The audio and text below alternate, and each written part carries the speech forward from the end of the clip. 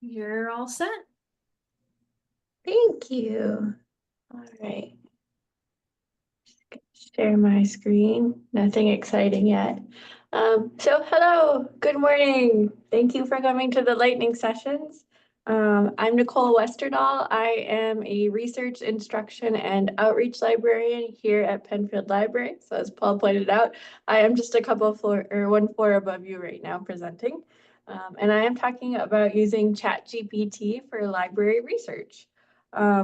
So there are a lot of AI tools out there that are specifically designed to do research, including library research. They're discovery and management tools primarily. So there are things like Consensus or Research Rabbit, SciSpace, Cite. You might have heard of these. You might use these. But those are really more appropriate for larger scale research. So if you're conducting research for like a master's thesis or a PhD, or you're doing publication work as a faculty member, then those tools are more appropriate for that. But for most of these scales and scopes of our typical student projects, we would recommend using the large language models, AI models like ChatGPT to help support research. But we would recommend using them in really specific ways because depending on how you approach them, they can have a lot of pitfalls. So to start with that, I figured I would just dive right into using ChatGPT. So I just went to chatgpt.com here. I'm going to stay logged out. I don't like ChatGPT knowing who I am or knowing anything about me. Obviously, you can grab my IP address, but I do not feed it any personal or consistent information, and I don't save that. It's just a personal choice. But I'm going to say, please generate books on textbook affordability published within the last 5 years.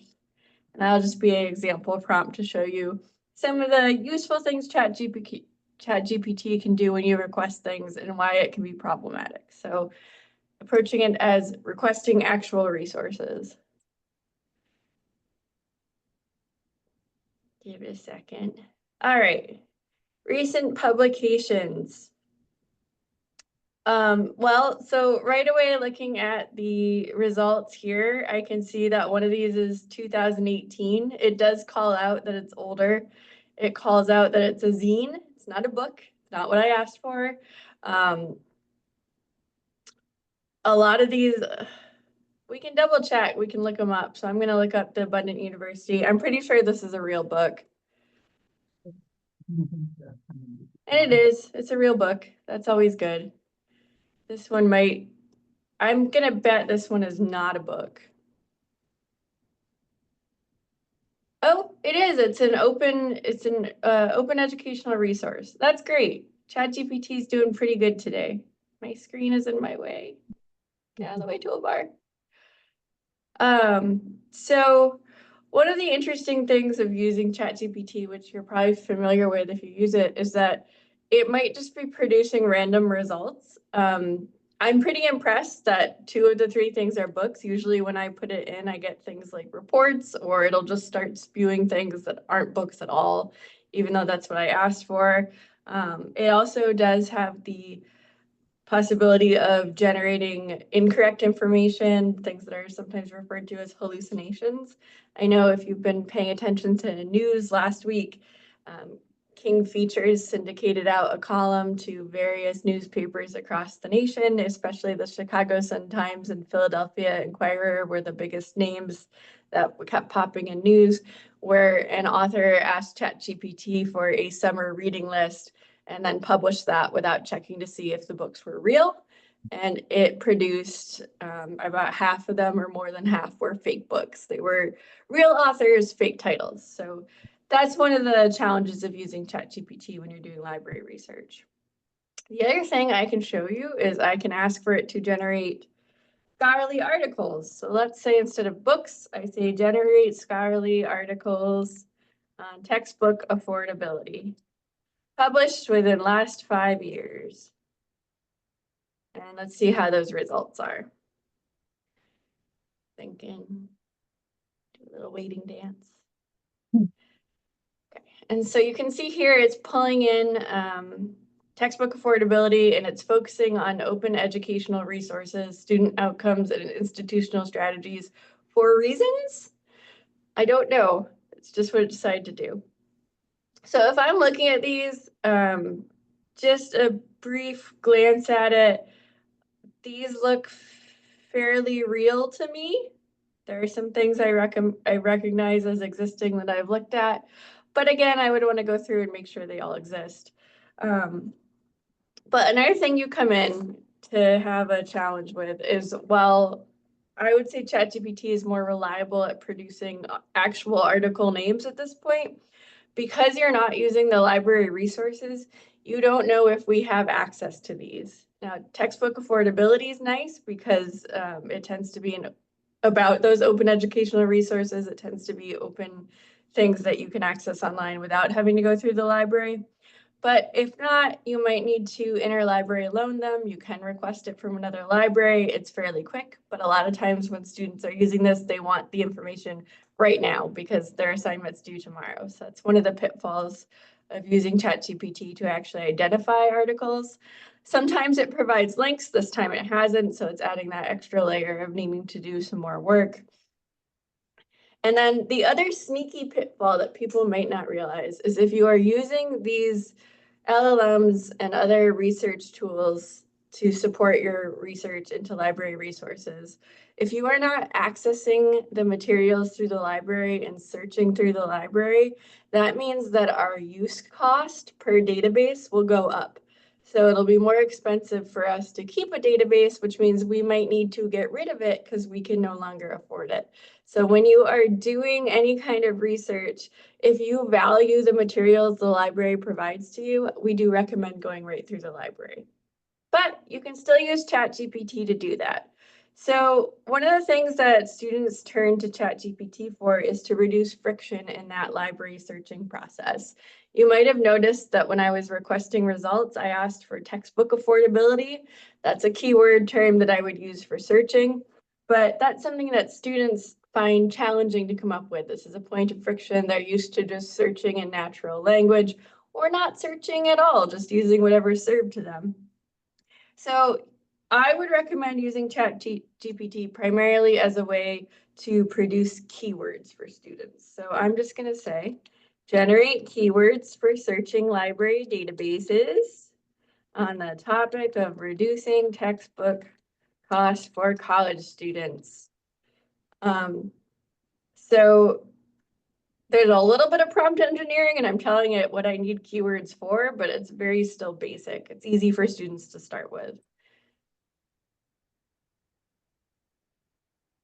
And it's going to give me a list of keywords that it thinks will be effective for searching library databases. And as a librarian, I can quickly look at these and say, yeah, a lot of these look like they would produce good results. I would probably combine them together. And if you keep scrolling, it starts suggesting more keyword phrases for advanced searching, which basically looks like the most part, like they just took their search terms and put them in quotation marks. And now it's suggesting more advanced ones, taking those Boolean operators, getting you a little more depth in your results. So I think this is a really good result. You can take these, use them to search the library databases, find the materials you're looking for directly in those library databases. So one, you know you have access to it through the library.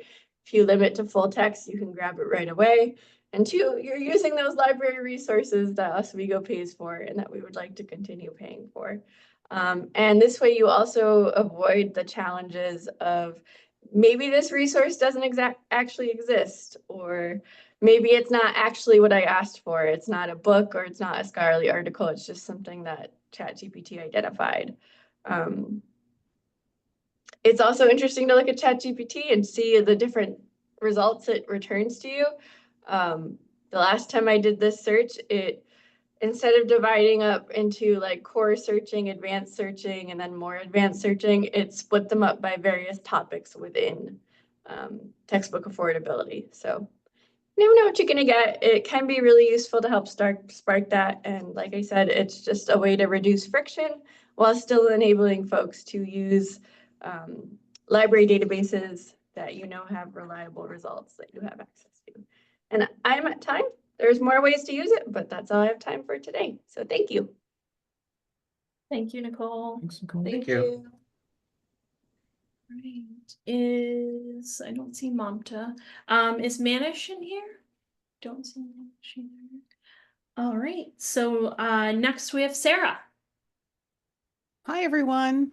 Sorry I'm not there in person, but thank you for asking me to join this morning. I'm excited to share with you what I've been playing with. So give me a second to just share my screen. So I'm playing with two different things, actually, as what I've been working with. And I wanted to share with you one of the things I'm doing is I work with pre-service candidates who are going to become English teachers. And I am working with how to talk with them about how they can encounter and deal with how to use different forms of AI in their learning and in their and then when they're in the classroom and when they're encountering it with their own students or their host teachers. So one of the things that I did is I have constructed an exercise to sort of address different ways some AI have been made specifically for educational purposes. So this is an exercise that I don't know if I should make this a little bigger, if you can see that better. That's a little too big. Let me try that again.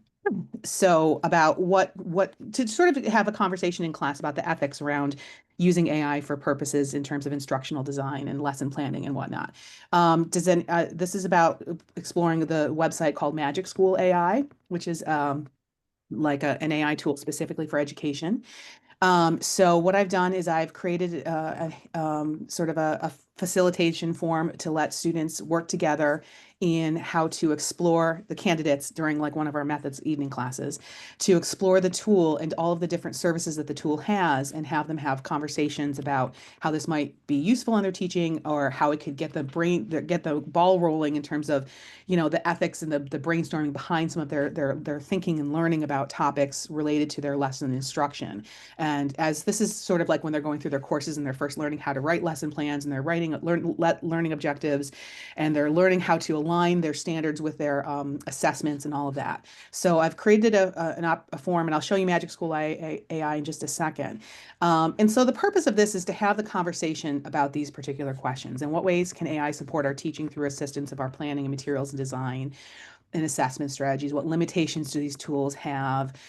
So this is just to get us going, sort of talking about and sharing with each other the conversation which is what I think needs to really be happening. My students are finding that their students are just gravitating right to ChatGPT. But like Nicole was just saying, it can generate a lot of things that are not entirely real, and it needs a lot of critical thinking in response to what's going on.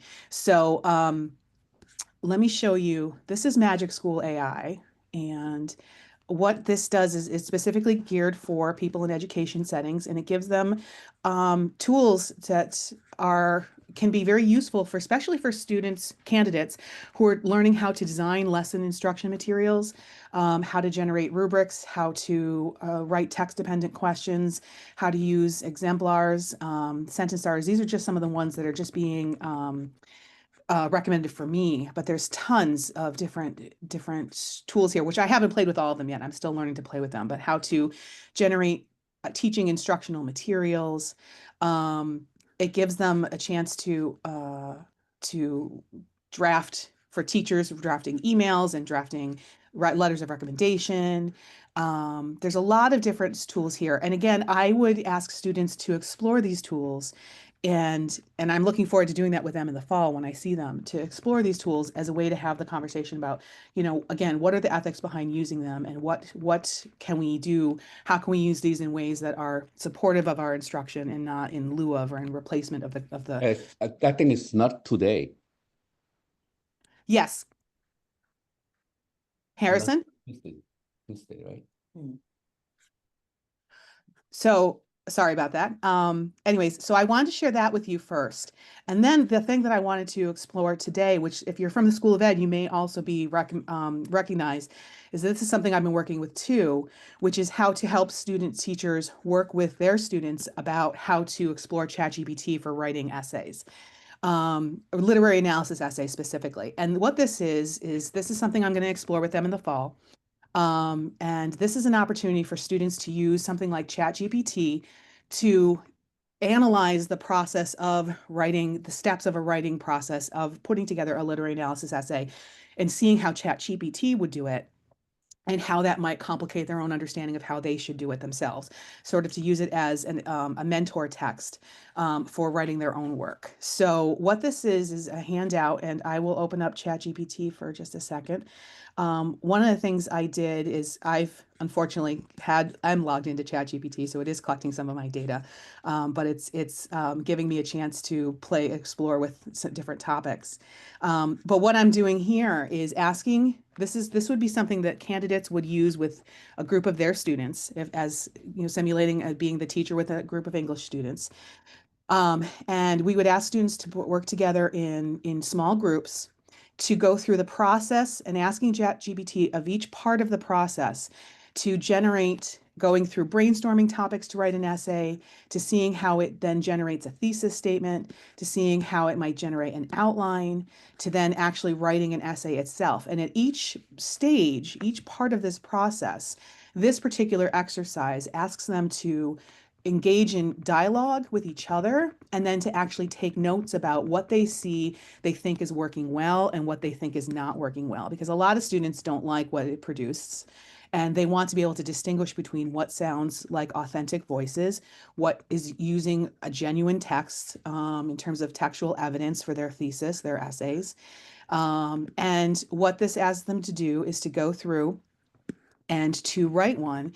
And all of this is about really prompting the conversation. So it's not about necessarily asking students to use ChatGPT to write an essay as much as it is to ask students to walk through and do an analysis of how ChatGPT does that based on the prompts. So I think, like what Nicole was saying, it's very much dependent on the kinds of prompts that we're giving it.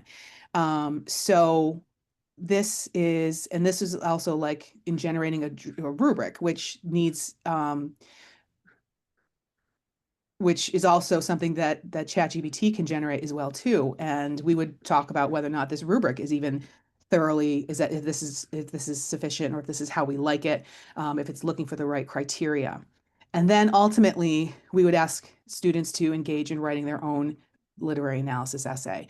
And to do this in class, they could do it collaboratively again, because there's a lot to be said when students are collaborating with each other to determine when they're learning how to write this. And we're thinking about working with young students, like 8th and 9th grade students.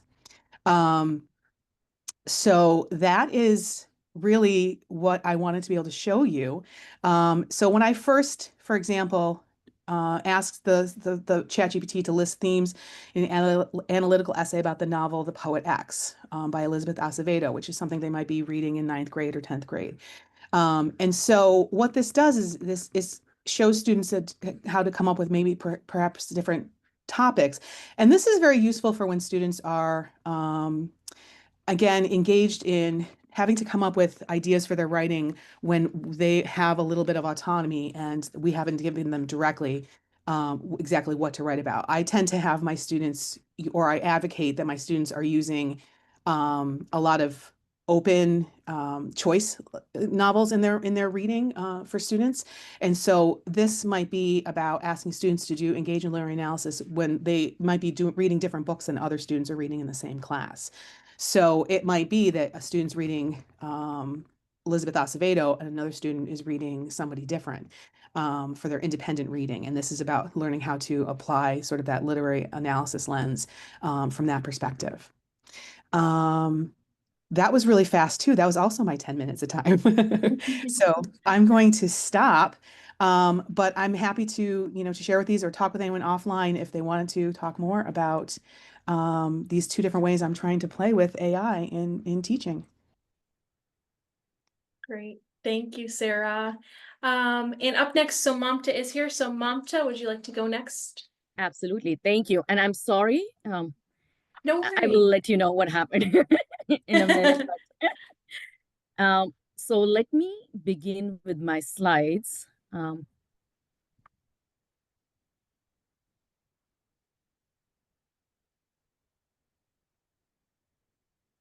a little frazzled today, but I'll be fine.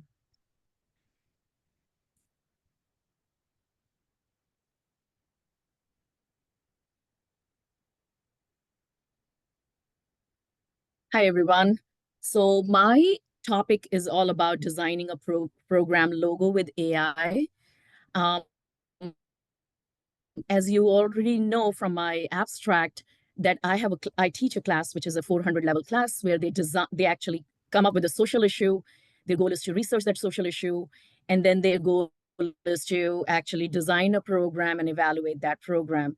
Now, when they are creating a brochure or a manual for that program for facilitators who will run that program, they need a logo. And so this is going to be all about designing a program logo with that AI. Generally, what I do is in the beginning of the semester, I talk to them about my syllabus statement. Here is my syllabus statement. Of course, it has to be original. Everything has to be original. I have also created a video where I talk about how to use an AI, how to write prompts, and how to give them various kinds of prompts so that AI can give you a better answer, and also how to use reiterations, various versions, and all those things. So students are pretty much kind of like given an initial training, as you can say, or some kind of a video where they actually do a couple of exercises before they move on to this AI logo assignment.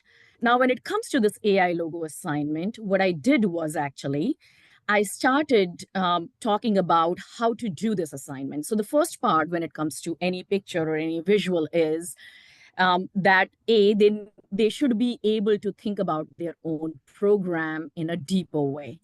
And therefore it always begins with conceptualizations, right? So I make them think about, okay, some of the words that come to their mind that are important for their program. And I, of course, give them some examples like mental health and community support and empowerment. They need to think about any colors that might be relevant. Sometimes they also talk about, things that they want to do or program outcomes. So all those aspects can be part of their logo. So this is the conceptualization aspect of it, and I give them 5 points for doing that. And now, when it comes to, then they have to create it by hand because I do not want to begin with an AI, and they have to sketch this by hand. So I really don't mind if they do not have artistic abilities, because I want to see the process of their thinking rather than the perfection. Previous to this cohort, they have always done it by hand, or they have asked a friend to draw. So this is the first time they are doing it by hand as well as by AI. And of course, they will also submit this handmade draft to me with this exercise. The next part of this is AI creation, AI logo creation.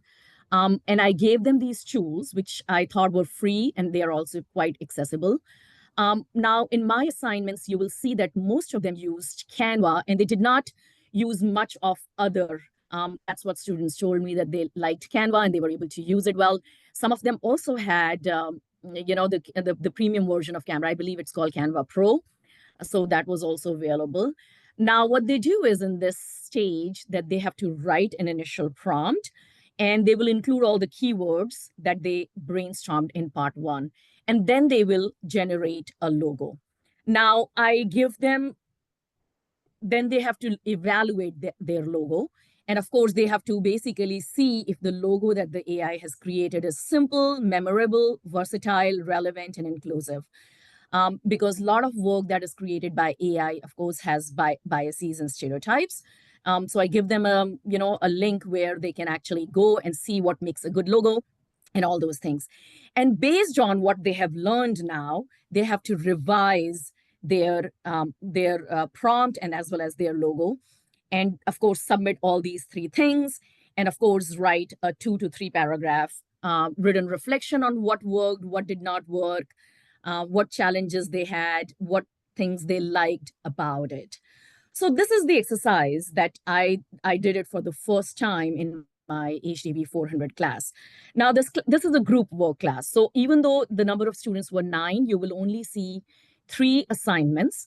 But you will see all the versions of this assignment. So basically the handwritten one, the first version, and the second version. So here is a student who actually did a program. Here is a group that actually did a program on trauma-informed family support. So that's what they came up with. I'm sorry. I'm sharing, right? Yep. Yeah. Okay. Just making sure. Okay. So this is what their hand-drawn stuff was. They wanted to show a family and they wanted to show, sun rising, which signified brightness and light and good things and positivity and of course, heart.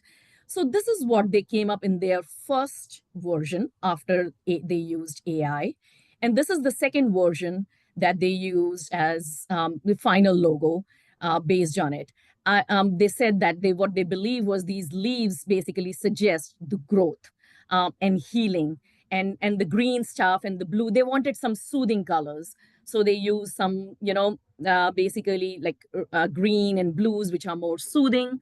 They also wanted to show family support, and therefore they came up with these, which is actually pretty neutral. Like looking at it, you cannot say it's a mom or a dad.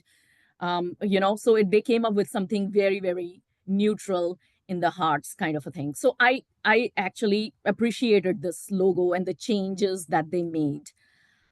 Here is the second one. This is something that the person, the group came up with. They began, and this is a program on mental health, physical and mental health. So what they did was, and they're going to do it in Oswego. So they came up with this lighthouse of Oswego, which is a local character, as you know. They came up with some kind of a family. They're showing a brain over here, and they improved it with using AI. Now, when it comes to over here, to me, it sounded like just males. To me, it looked like just like males. And because they looked into the biases and stereotypes and all those things, they kind of like basically made it both males and females, so to be more inclusive. Of course, the lighthouse is still there. And once again, they wanted to use more of soothing colors, green and blue, and some yellow a little bit. So basically they wanted to use lighthouse as something that will be a source of light for them and will be their destination. So that was their rationale. This is the last one. And this is how they came up with. So you can see some kind of words over here, that they actually used. And that's what they came up with in the end. So basically their hands with the building and for drugs and joining hands. I didn't find this to be very novel because I have seen this kind of a logo before several times. Once again, we know the symbol as well and the hands and building. So I didn't find it to be very, very, very different.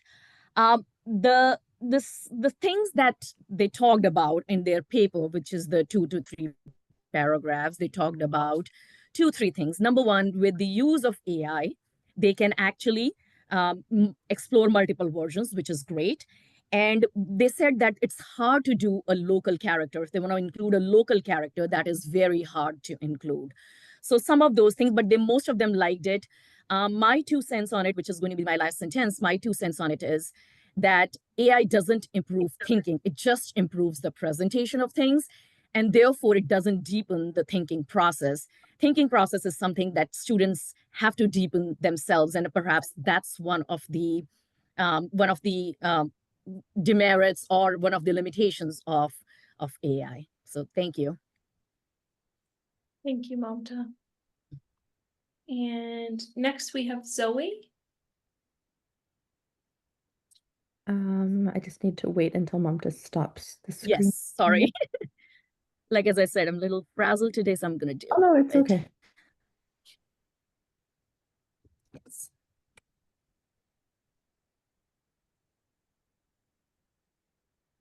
All right, so sorry, continue to share. Yes. Can everyone see that? Yes. Good. So what I wanted to talk about today is an assignment that I gave students on using AI to create an essay that they then analyzed. And also more interesting, what I found was the thoughts that the students had about AI, whether they liked it, whether they didn't like it. So I'll give you a lot of quotes from the students' perspective, very much on both sides. Some loved it and thought it was great and reliable, some hated it. But first, I'm going to give you a bit of background about the assignment and why I was doing it. Then I'll describe the assignment itself. And then finally, at the end, hopefully for at least half the time, I'll give you the student perspectives. 1 second, I just want to make sure I can see my clock. No, you can't still see it. Oh, well. All right, so the background, can you see this again? Sorry. No, we're just No. seeing everybody. Not seeing it.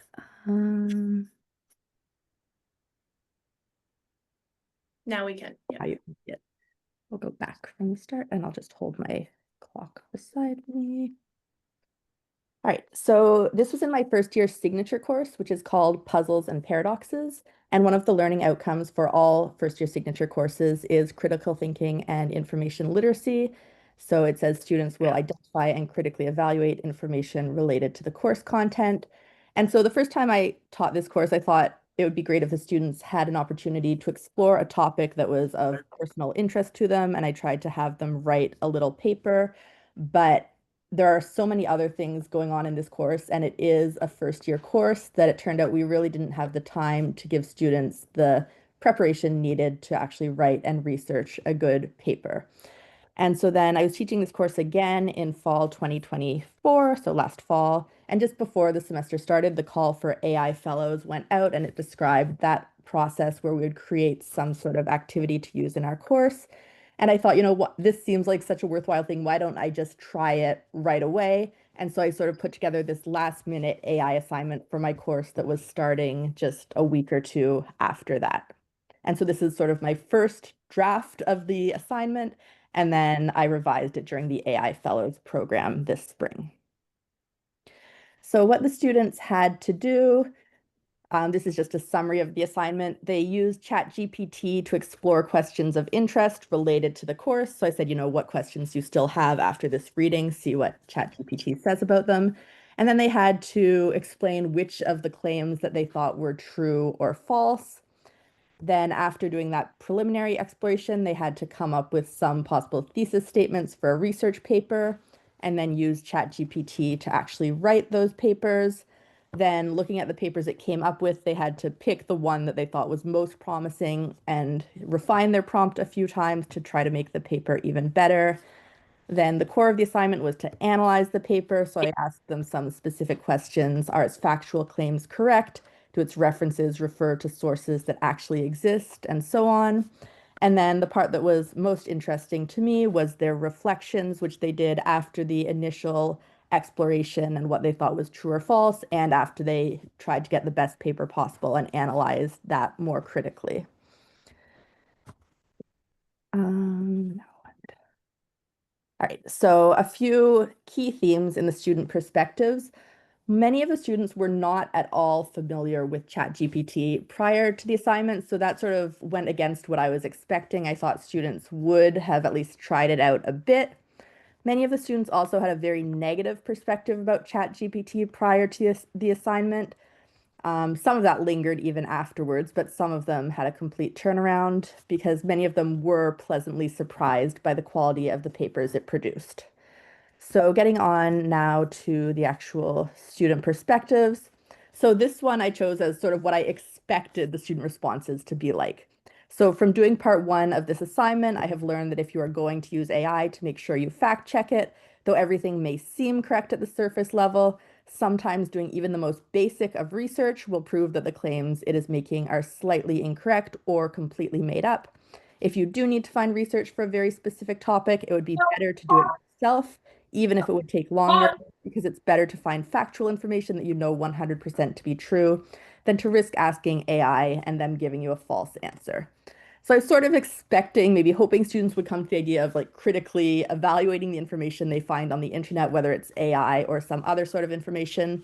And some students like this one did, but other students like this one just said it like was really great. So when I said put it into simpler terms, it helped me a lot with what they were trying to say. I think if you want the best answer that is 100% true, say in simple terms after your question. For short answers, it's a quick way to get your answer, and it will almost always be correct.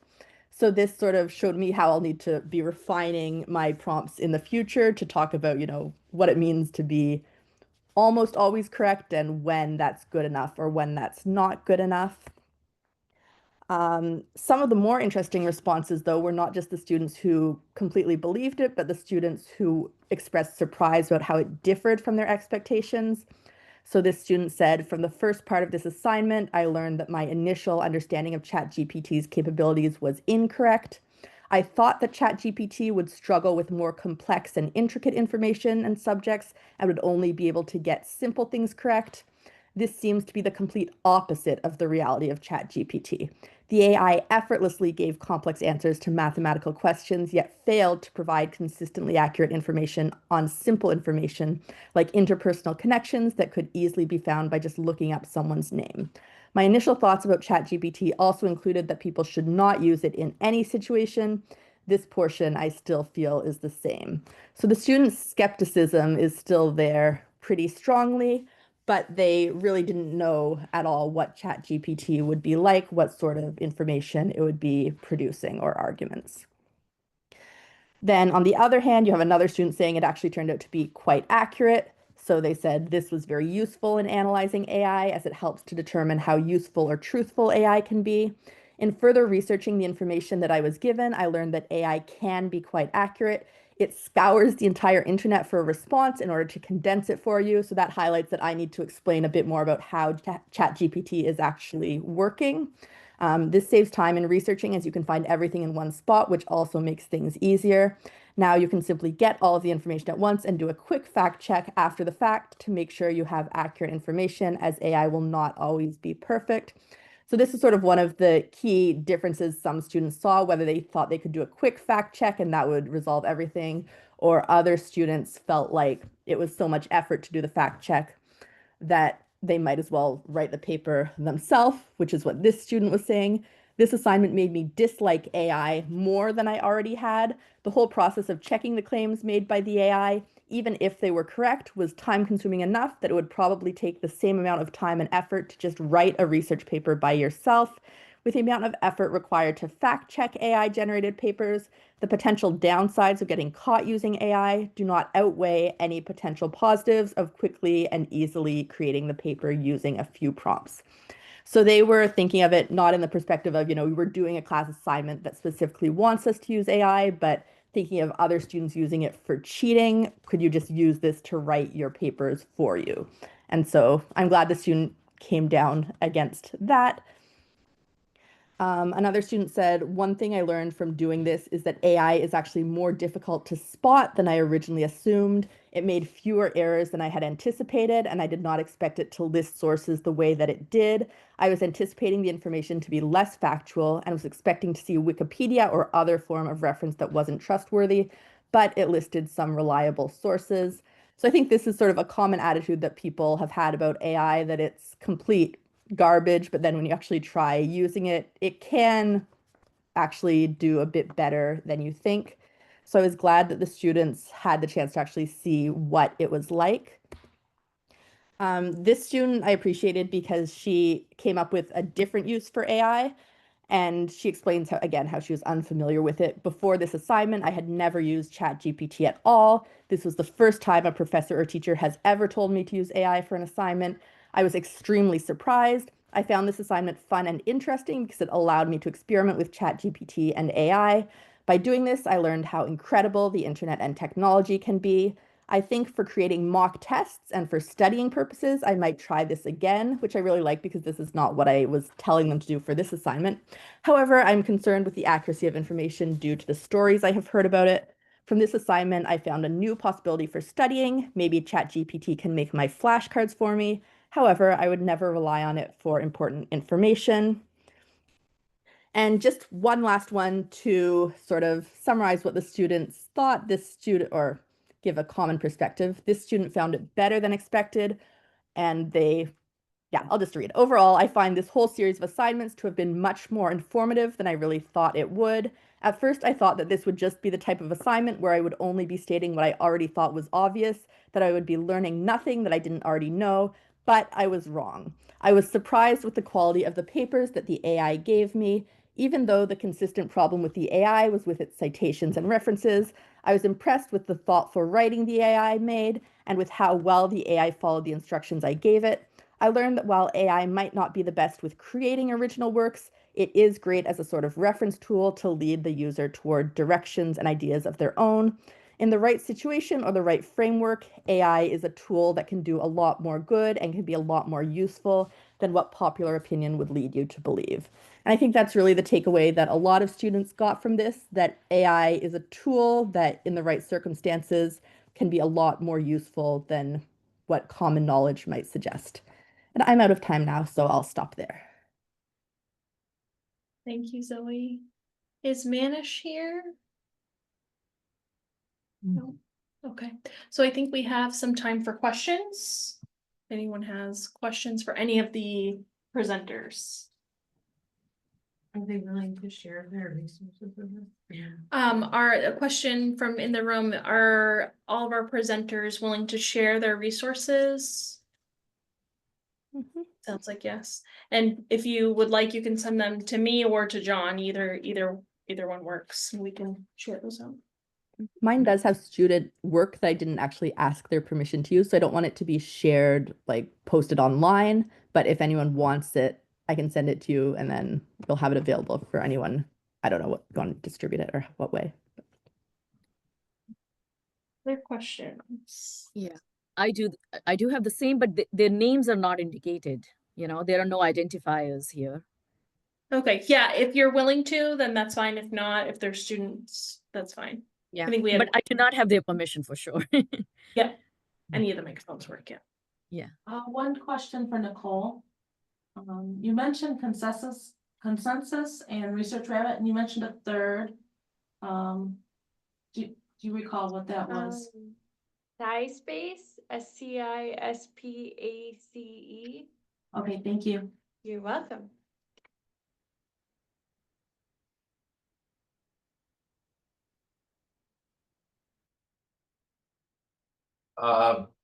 I know that I think almost all the presentations talked about how when using ChatGPT, don't include personal information in any of the prompts or anything like that.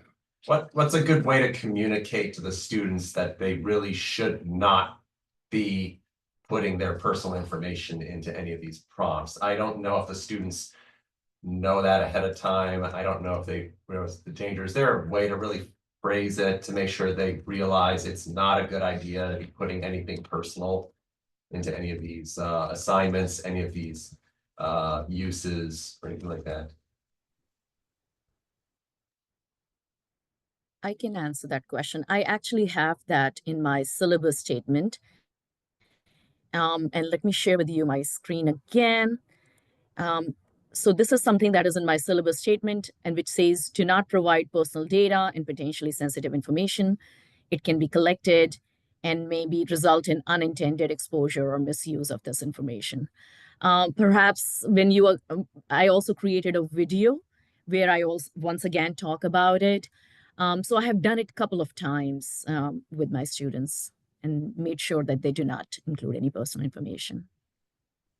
I'll also add that at the beginning, my students were very skeptical about AI. So I don't think it would be a hard lift to tell them, don't enter your personal information. You shouldn't trust this to keep it secure. They were ready to have that negative viewpoint from the beginning. So just saying it in a basic sense, I think would be fine.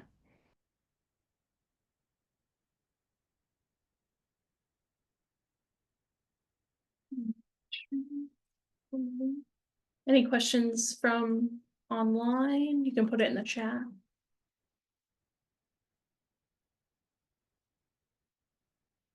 Zoe, for your course, what was the makeup in terms of majors?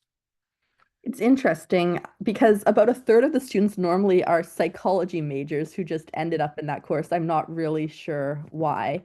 Maybe another third is computer science majors, and then a third of just various others. Some criminal justice are interested in the puzzles aspect of it. Sometimes, there will be a technology education who likes a different aspect of puzzles, like a hands-on puzzle. And then, just a couple of other STEM majors. So yeah, a lot of psychology students each semester for some reason.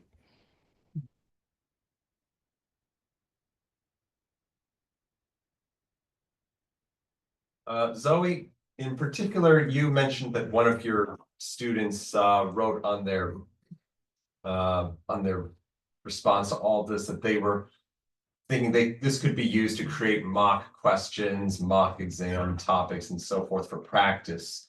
Do you think that's something that we might want to encourage students to try to use ChatGPT for ourselves, or if we do, should we give them an outline on a good way in which to ask for a mock-up or a practice question or anything like that? Yeah, I absolutely think that's a really great way for students to use it to make their flashcards or make, questions to practice for study. And I'd say if you have the time to make a guide for them on how to use it, that would definitely be very helpful. It's normally just a matter of how much time do we have to provide them with the tools that would help them navigate it effectively.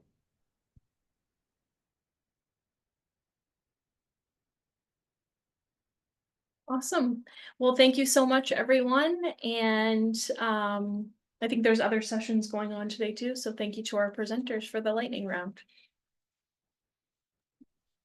Thank Thank you. you. Thank you, Jessica.